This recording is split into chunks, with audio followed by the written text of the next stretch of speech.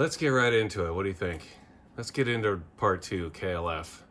There's just too much to say about this group, and I don't want to dilly-dally around and use up precious time and your precious time as I do this. So I left off with the early days of Drummond and Cauty, the Brilliant record, which, by the way, I forgot to mention this. If you didn't look up the Brilliant album, I was talking about how corny and cheesy and bad it was.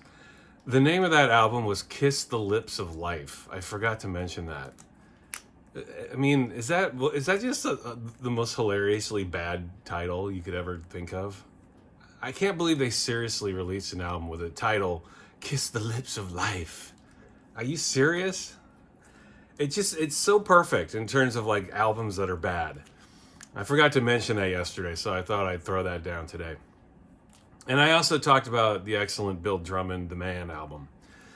And one quick side note before I progress here. I'm going to start including YouTube links to songs that I talk about so you guys can check them out. I don't know if that's helpful for you, but I thought at least the songs that I discuss maybe at more length than others, I'm going to start putting links in my videos. Because I thought, rather than you guys searching around and tooling around for certain versions, specifically with the KLF, because they released songs that had a lot of versions to them. If I discuss a certain version, I'll try to put the link in the video so you guys can go check it out. Or maybe even while you're watching this video, maybe you can have it on in the background or something, you can listen to it. Because as you know, I don't put fancy edits in my videos. I know people out there do that. I don't do that. It's just me talking. So I'm going to start including links. Tell me what you think about that. I thought, why not? As long as I link to other YouTube videos, YouTube's not going to care. I figured that'll lead you down the right path and get you listening to whatever band's music I'm talking about. So at any rate, the year's 1987. The Man came out in 86. The Brilliant album came out in 86. Bill Drummond was a well-known A&R promotion man in the record industry. Everyone knew who he was in the music industry. He decided he wanted to call it quits. He was frustrated with the lack of success that Brilliant had. And at some point along the way, I'm not entirely sure how it happened. I've never seen Drummond and Cauty specifically talk about it. But at some point, late 86, early 87, Cauty and Drummond got together and decided to start calling themselves the Justified Ancients of Moo Moo. And I feel like I don't want to drone on about this reference point too much, but it is absolutely essential if you want to understand the background of the KLF. And by the way, KLF stands for Copyright Liberation Front. Somebody asked me about that in the video that I posted the other day. KLF stands for Copyright Liberation Front. And that has meaning to it, as everything they did, and I'll get to that in this video. But the other group they had before the KLF, their initial name was the Justified Ancients of Moo Moo. Now that's not a name they came up with. That is a name that is referenced from something else, and this is the point I wanted to make. This is really important if you want to understand the background of the KLF. And the Justified Ancients, for that matter. That name comes from a series of books called the Illuminatus Trilogy. The Illuminatus Trilogy. I can't talk today. The Illuminatus Trilogy. It's 3 books. The 2 Roberts wrote it. It ended up being like 3 different books. And the original authors wanted it to just be one long expanded story, but they ended up splitting it up into 3 parts, but you can get it all in one book called the Illuminatus Trilogy. The book is basically about, it's hard to, I highly recommend you read it anyway, even if you weren't the biggest KLF fan. I would recommend you read it. But essentially the book is about anarchy and how the one main inner workings of all human beings on this planet Earth in the history of our time as human beings is chaos. The only thing that we can depend on in this world is sheer chaos. And not a lot has changed, if you ask me. I mean, obviously we all have to have a set of rules, that we follow in order for the world to be less chaotic. But the one constant in our lifetime as humans is anarchy and chaos. And that is the argument of this book. It does it through many different artistic means and in different time zones and some high science fiction stuff. And I would absolutely recommend you read the books. But the books there's a group in the Illuminatus Trilogy that is called the Justified Ancients of Mu, that is centered around this secret society that causes chaos, that causes anarchy. And everything the KLF does is rooted with this idea. And the book, it meanders, it's long, it's too hard to explain. It's too hard to get into all the little different details, but it mixes a lot of truth with lies, a lot of facts with fiction. And when you read stuff like that, or even if you know somebody like that, we know that the more lies that get mixed with the truth, it makes those lies a little bit more feasible to understand or even believe. That's where conspiracy theories come from. All you need is that one little grain of truth, and then you can go off into some la-la land, go to another planet, and people will still be following you because, well, that could happen. It's possible.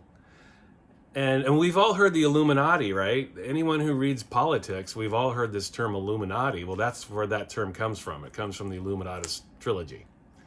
And everything the KLF has ever done is rooted in this mythology of the Illuminatus. So I highly recommend you read these books. You can buy it as one book. All 3 books are crammed in there. It's really funny. It doesn't always work, but it's always interesting and never boring. And who does that remind you of? The KLF? That's what I think of when I think of the KLF. Brilliant, doesn't always make sense, but it always keeps your interest. And it's the same with those books. So yes, check out those writings if you like the KLF. I think a lot of what you read in those books might give you a little bit of understanding as in terms of all of the KLF's hijinks over the years. They still are, always been accused of hijinks, and they've been accused of being pranksters, and a lot of the things they did as PR stunts were very strange and odd. Well, it all kind of comes from this pack of books. I think they really live, it's almost a credo with them. If you read the books, you can see a very direct line to Drummond and Cauty's antics, if you want to call it that, as the KLF and the Justified Ancients of Mu. And a great example is their first single. Now, I think this is their first single as the Jams. This is All You Need Is Love. And that's right, it's a take on, it's basically they sample the Beatles here. And this cover here, Shag, Shag, Shag, the KLF did this. Cauty and Drummond did this. That was part of their thing back then. They would paper over billboards to promote themselves. And I'll talk more about this when I do my KLF videos. They did this kind of stuff all throughout their career. But this is how they promoted themselves. And this is the kind of thing you'll read about in the Illuminatus Trilogy. This kind of, I don't know if you could call this anarchy, but this is definitely breaking the rules, right? This is their first single, I think. Now, I didn't know the KLF at this point in 1987. This came out in 1987. I didn't find out about this group until a year later when they released their big single, which I'll talk about here in a minute. But This Is All You Need Is Love. And they were definitely showing that they were going to be sampling a lot. They were some of the early sampling guys too. Definitely not the first. I did a video on one of the first groups that ever employed sampling in pop music, Big Audio Dynamite. I did that video a couple years ago. But the Jams were one of the first. And this was a real out of left field single, maybe not so much for Cauty because he had already made a pop record, but Drummond, I think, was more out of left field for him for sure. And this, covers like this, I think people had to think, especially with Drummond being involved, that there was some kind of joke happening here. Because as I mentioned in my last video, when Bill Drummond made his Manager promo video, all he was doing was railing against the music industry, how awful he thought it was. You know, how predictable it was, how bands just, you know, it was someone's main goal in life to get a top 40 hit and then pump out a bunch of remixes, and just the cynical, cyclical cycle of music in the pop industry. I mean, he was blasting it, but then all of a sudden he started doing it himself. So I think that's an important piece of the KLF's history that you have to understand. Like when you start trying to, when you get to the point where they burn the money, you know, 7 years after this, those of us who are following along, it really wasn't that much of a shock, because you had 7 years of this kind of behavior from Drummond and Cauty. You know, I don't personally think they ever really took parts of their career seriously. They took some parts of it seriously, other parts they didn't. I think this part they took seriously. The music, not so much, but that's part of the intrigue with the KLF too, is that I don't know how seriously they took themselves as musicians in the musical realm, but then they were able to pump out all these incredible songs, you know, this not being one of them. But it's that dichotomy of psychology with the Justified Agents of Moo Moo and the KLF that make them so interesting, I think. That mixture of like, we don't care, but we deeply care. We love music, but we hate it too. It's constant tug of war with them. And this was the beginning of it. I mean, here's a cover that kind of says, fuck you. We don't care what you think. But then here's music. I mean, we want you to hear our music. Here it is. All You Need Is Love, back with a couple of B-sides, rap, rhyme, and scratch yourself. And to my knowledge, this is the first Jams record. I might be wrong about this. I'm pretty sure that it was. This came out in 1987. There's the label. And, you know, honestly, I have never really enjoyed any Jams record. Never. The one exception is it's Grim Up North. That's the only, and that is a stone cold classic. I'll get to that in a later video. It's Grim Up North is a brilliant song, but that's the only thing the Jams, Justified Ancients, ever did under the Jams name. I'm not talking about the KLF. I know it's the same guys, but records with this name on it never really got into anything these guys did musically. But that's not all it was about. It was about the message. It was about the delivery. It was about the intention. It made this music more interesting. To this day, I still listen to these records and I don't know that I like them. But because they're so interesting and they come from such a, you know, a whole, I don't know what the word is, not wholesome place, but a place where Drummond and Cauty were coming from a place of honesty, I feel like it's my job to understand this. Maybe I never will, but I'm still listening to the records, so whatever they were doing, it absolutely worked. There's a lot of lore with this record. This is the first Jams album, the first KLF album for all intents and purposes. This is 1987, What the Fuck Is Going On? Obviously, it came out in this year. I also wanted to point out too, I forgot to mention, in the Illuminatus Trilogy, the number 23 is extremely important, and I'll talk about that in this series of videos. The number 23 has a huge significant meaning, and Drummond and Cauty make sure that the number 23 is represented in all kinds of different ways. Like, they released records on the 23rd, they had press conferences on the 23rd. 6 years ago, they released their first record in years and put out a book called 2023, and I'll get to all that. But keep that in the back of your mind. The number 23 is very important to these guys. And the number 23 is represented in a lot of different areas in pop culture too. You know,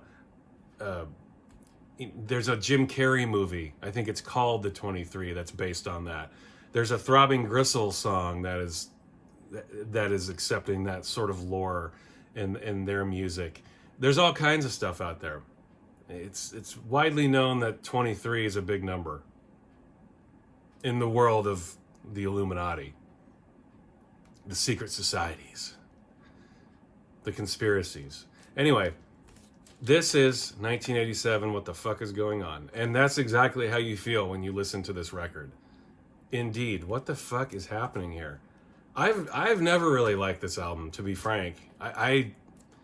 There's some parts of it that I enjoy, but the sampling is so overdone. It's almost like a mashup, but a 1987 version of a mashup.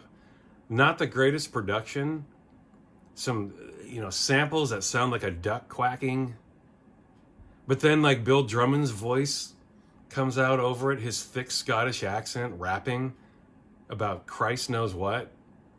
So it's funny, it's bad, it's interesting. It's all these things mashed together. Even to this day, I have a hard time listening to this record, but it's never boring. Ever. Now, I'm sure a lot of people, I'll show the label here. I'm sure a lot of people know that this record is very, takes on a lot of significance in the lore of the KLF. There's the label. Oh, you know what? I think I have... Oh, I hope it's still in here. This came with an old insert. The KLF would put out... yeah, there it is. The KLF always had these little mail order inserts in their records. Kind of like Wax Trax did. I have this shirt. It's extremely worn and boxed up somewhere, but I hung on to it. I have several KLF shirts. I was that dorky kid who was buying, this stuff. Was that still? Still at the original £5 price tag. Shag, shag, shag. Yeah, this came with the album. This obviously it's infamous for the Abba connection. They had a song called The Queen and I that's on here, and they got in big trouble because they basically just sampled Dancing Queen. And when I say sampled, it wasn't so much a sample as they just lifted a huge part of the chorus out of the song. But with like an 80s watered down hip hop beat and Bill Drummond rapping in the background and the quack duck quacky samples and noises. It's hard to listen to, but it's funny and it's interesting. But Abba didn't appreciate it and they sued the band. And this record's pretty rare, man. I have never seen another copy. I've seen bootlegs of this. There's a bootleg of this out there. It has red here. It has red lettering and red borders. So if you see one with red, that's the bootleg. You want to get the one on black. This is pretty hard to find, man. I can remember, even to this day, I know people who have looked for this and just can never find it. Especially here in the United States. But when ABBA refused to clear the sample, the Jams, this was their label, Drummond and Cauty, this is their own label. They put out a cease and desist order, and they couldn't put anything out. They couldn't put distribute any more of these records. So Cauty and Drummond filmed themselves burning the rest of these albums. I don't know how many made circulation. Somebody out there, I'm sure, knows that. Hopefully they watch this video and they can mention how many made it out into the wild. I don't know that. But yeah, this is not an easy record to find. But, a key piece in pop history, I think. Drummond and Cauty, yeah, they drove, I think, did they drive to Sweden? They drove to Sweden, right? They drove to Sweden to talk to ABBA, and ABBA wanted nothing to do with them, and then they sat in a field and they burned the rest of the records and filmed it. And it ended up being on the cover of their next album. This is the US issue of Burn the Bastards, or Burn the Beat, they called it. The original song was called Burn the Bastards. This was the first single that came out in the US. This is the US issue on TVT Records. There's the Time Lords vehicle down there. I'll get to more of the Time Lords in a minute. Isn't this the first Jam single. Maybe not in the US, or I don't know. I thought it was the first single in the US, but it might be Doctor and the TARDIS. I am not sure. It came out in 1988. And this is just more sample, Bill Drummond screeching. This is actually a pretty good song. It's more along the lines of like a traditional disco song. Oh, I left my... Yeah. When I first started DJing, I stopped doing this after the first year or so, but I used to put my BPMs on here, so when I was DJing, I could just pull out a record that fit the BPM I was playing. Lots of DJs did that. That's why you see these old stickers on here. But I got to a point where I just knew the music enough where I didn't have to do this, and I didn't want to ruin my sleeves anyway, but this is just further jam stuff. Good song. I like this better than All You Need Is Love. It's just more disco. The samples are a little more fun. Just a fun song, you know. This is the second release, Who Killed the Jams. Now this is them burning their 1987 album. And here's more photographic evidence of that. They're just burning them. They went to a field and burned them. And they wanted to prove it. This is a much more interesting album, I think, than 1987. It's still the same. It's got some of the same. It's got the same vibe. Even like I think there's one track on here that's basically just a different version of what you find on 1987. But it's still laden with samples. But they're getting a little more crafty, a little more nuanced with it. I will show. Oh, this has an insert too. I'll show that. This has one of my favorite KLF tracks. There are the labels. That's their logo, the pyramid. Another Illuminatus Trilogy reference, the pyramid. Read it. Read the Illuminatus Trilogy. You need to do that. This has one of the greatest KLF tracks, and God, I don't even remember the name of it. It's the last song on side 1. I think it's called King Boy's Dream. That was the name. They gave themselves names too. Bill Drummond's hip hop name was King Boy D, and Jimi Cauty's name was Rockman Rock. And I think the name of the track is King Boy's Dream, and it's Bill Drummond rapping for a minute. It's a very short song, and it's got someone coughing in the background as the rhythm. It's got no bass, it's got no drums, it's got nothing. It's just got Drummond coughing. A sample of him coughing to a rhythm, and then Drummond rapping over it. It's so funny. You hear stuff like that, and you're like, it's so funny, and you think, Drummond's smart enough to know this is funny, but then he says he's serious about it. So it's like, what are we to believe? But again, going back to the Illuminatus Trilogy, that's kind of the point. What are we to believe? Is this truth? Is it fiction? Is it both? That's the fun. Here's the insert that comes with Who Killed the Jams. All kinds of things you can buy here, like let's see, Whitney Joins the Jams single, All You Need Is Love, Downtown. And I'm not going to show those singles because I'm going to show a compilation instead.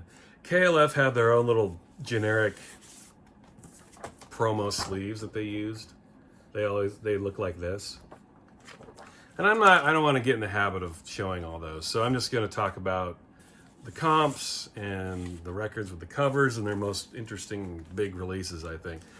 Singles like Downtown and Whitney Joins the Jams, I don't know. Those were just more like All You Need Is Love type stuff. Whitney Joins the Jams was indeed Whitney Houston. They sampled Whitney Houston. And that track popped up on the 1987 album as it did this US version of The History of the Jams. You see the same cover as Who Killed the Jams. In the US here, it was called The History of the Jams. This is the old hype sticker. I'll read it. The History of the Jams, The Justified Ancients of Moo Moo, formed in 1987. The tracks on this record are taken from their various singles and 2 LPs to date. It also includes their hit Doctor and the TARDIS, released under the alias The Time Lords. And this has Got an inner sleeve. And this, like Shag Times, which I will also talk about, they compiled all of their press they did, all of their interviews. They put it all on an inner sleeve. So it gives you a little bit more information. Let's see. Melody Maker interviews, sounds, NME, just the usual papers. This was something from the Melody Maker in June of 1987. Justified Angels of Moo Moo have made a scabrous celebration of 1987's Disley wide-eyed appeal, while still managing to kick the people that count in the kidneys with more grace than the lickety-split red wedge could ever muster. Really small print. Muster. Inspirational. So some good press for them. They didn't always get good press. I think people mainly were just, I don't know, I think they were just stunned. Like, what is going on here? I thought Drummond was gone. I thought Brilliant was over with. What are these guys doing? Nothing sounded like it, that's for sure.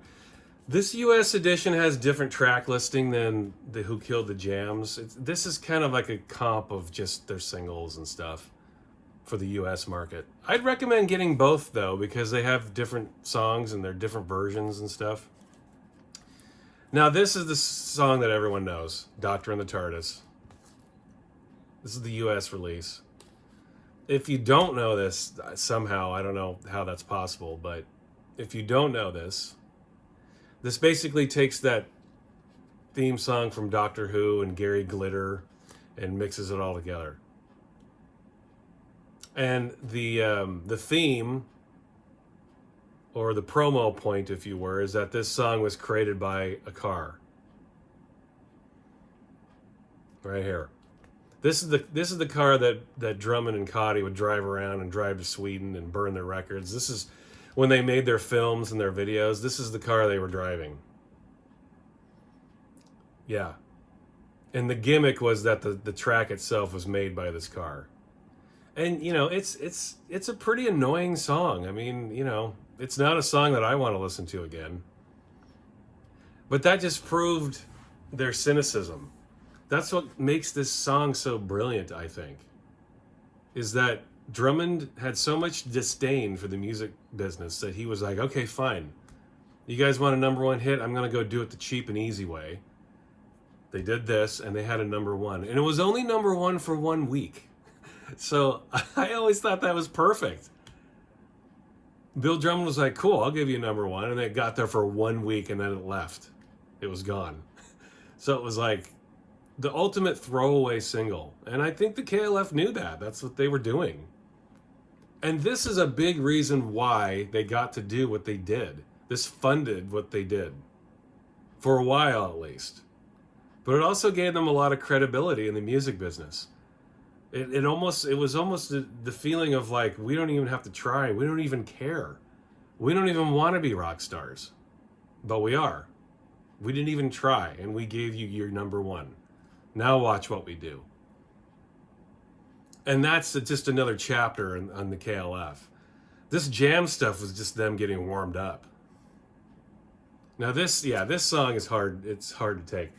On the back it says, Dear Punter, the name is Ford Time Lord and I'm the leader of the group. You're most probably wondering how me, a Yank cop car, is now a local Essex boy making records. I was born in Detroit in 1968. My father worked for the car people there, but in 1970 he got promotion. It meant the family relocating to the Dagenham plant in Essex, England. I grew up always being the odd one out in the junior parking lot and on the runs to Southend, but my looks got me cameo and character parts in movies that were being filmed over here. Superman 3 was my biggest break. I fancied my chances in the music game because I know what people want to hear. So I mixed and matched some tunes we all know and love, got some mates down and made this record. Sounds like a hit to me. Success and fame? I can handle it. I've got more going for me than most of the cardboard cutout excuses for pop stars around at the moment. After this, I reckon I could be an all-around showbiz personality, host my own chat show, something like that. It really tells you all you need to know. Drummond and Cauty, this is them and we don't give a fuck mode. And we're still going to get to number one. What are you going to do about it? Somebody stop us. So this is a key piece. Even though this song is tough to listen to, in my opinion, it's a key piece in their success. This funded, this at the very least, this funded their pure trance, series of stuff, which would come out the following year, which I've got a whole different video planned for. And that's good stuff. That's when they started making really awesome, inspiring music. This I'm going to show really quickly. This is Shag Times. This is a compilation they put out. I think this came out in 88.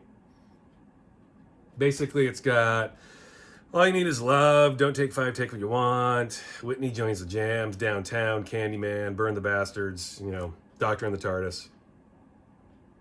It's a double pack. As I showed you on that American issue of Who Killed the Jams, or the history of the Jams, this is what was on that inner sleeve on the US edition. It's all of their interviews with the music papers they did. And I'll just quickly show one of the labels here.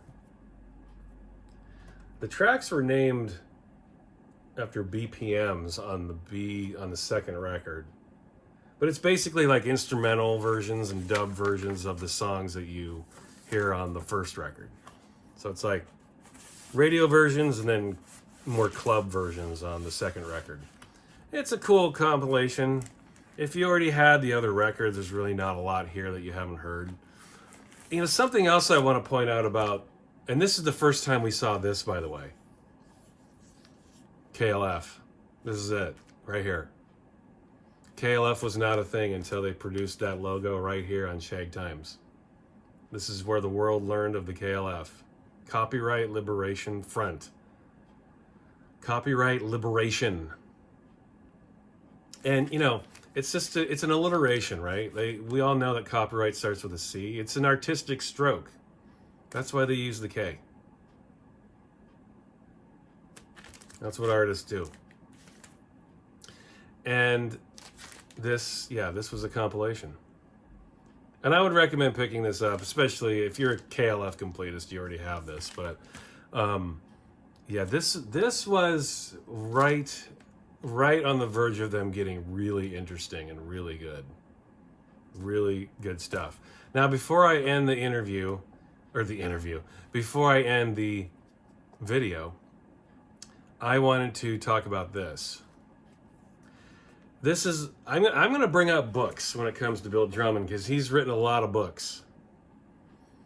And this is the first book he wrote. And Cauty helped write it. But if you've read Drummond's later books, you definitely get a feeling like this was mainly written by Drummond. The dude's a good writer, and he's written many, many books. But this was the first book. This is like a third or fourth printing, I think. This originally came out in 1988. It was a bigger book. And when I say bigger, I mean physically. It's got all the same text, but this is very small. I mean, compared to, I'm a decent sized guy. I'm a 6'3" guy, so my hands are pretty big, but that's how small the book is. Check that out. It's just like a pamphlet. It's pretty thick, and it's got, it's got plenty of words in here. But this was a book that they wrote basically guaranteeing that if you followed this book to the letter, you would have a #1 single within 3 weeks. I think it was 3 weeks. Let me look. I think that might be, what print is this? This came out originally in 1988. This print that I have came out in 2002. That sounds about right. I bought this 20 odd years ago. But let me give you a sampling of what is in here. There's a guarantee. I want to read the guarantee to you. Here it is. Guarantee. How to obtain it. We guarantee that we will refund the complete price of this manual if you are unable to achieve a #1 single in the official Gallup UK charts within 3 months. Sorry, I said 3 weeks. 3 months of the purchase of this manual, and on condition that you have fulfilled our instructions to the letter. To receive this guarantee, please write to KLF Publications, it gives you the address, with your name, address, and a photocopy of your purchase receipt, and a self-addressed envelope. You will receive your guarantee within 28 days. So, you know what? This worked. I don't know the band. Does somebody know the band? Obviously, I can go look it up after this video. But there is a group that followed this book to the letter and said that they had a number one. They said they followed the book. I can't think of the band. I don't remember. This was a repress, so I'm wondering if they mentioned that somewhere on the back here. Yeah, I don't see it. Yeah, I don't see it. Anyway, this is a manual. Like I'll read some of the chapter titles to you. 5 days in a 24-track studio. Let's see. The breakdown section. Bridges. The intro. This is simple. The classic thing to do is have an instrumental version of the chorus. Sometimes a record might have a full-blown vocal chorus in the intro, but this is usually considered giving it all away too soon. The other regular intro use is created at the mixing stage of the record, where different elements can be thrown in until the whole track is happening. This is something you can leave to the engineer who is doing your mixing. They are usually full of creative ideas on how to start a record off. They usually like to hear a bit of atmospherics. They tend to think it denotes class. If he comes up with anything good, use it. This is a route that we originally took, but at a later stage, on the advice of our radio plugger, we stuck a weirded out version of the chorus on the intro. I mean, it's filled with droll asides like that. It's really funny, but mixed with truth. It's like everything the KLF ever did. This is a must purchase if you like the KLF and if you're getting into them. I assume that any KLF, longtime KLF fan already has this, but essential purchasing and ownership if you are just getting into the KLF. So I think it's going to be kind of painful to hold up these are records you're not going to find, at least in the United States. These are records that aren't easy to locate. And I hate holding up records that I think people might want but will have a hard time finding. But if you find these, absolutely pick these up. Especially this, the UK version of Who Killed the Jams. This is the US one's called The History of the Jams. I would recommend getting this one. It's got songs that just never appeared anywhere else, and some of their best stuff as the Jams are on here. And then the other record that, is really difficult to listen to, but endlessly interesting and mystifying is this. And as I mentioned before, they burned a lot of these, so this is not an easy find. Yeah, especially in the US. I can't imagine this is going to be easy to spot. But if you can find a way to listen to this, after I make this video, I'll put some links in the in my description of the video, so you guys can check some of the stuff out. Not easy music to listen to, but it is interesting. And isn't that what art's about? Even if you don't like it, as long as it's keeping your attention, as long as it's intriguing on some level, isn't that what we're here for? That's what I'm here for. Okay. Until next time, until part 3 happens, go find this. Great, funny reading. Okay, bye.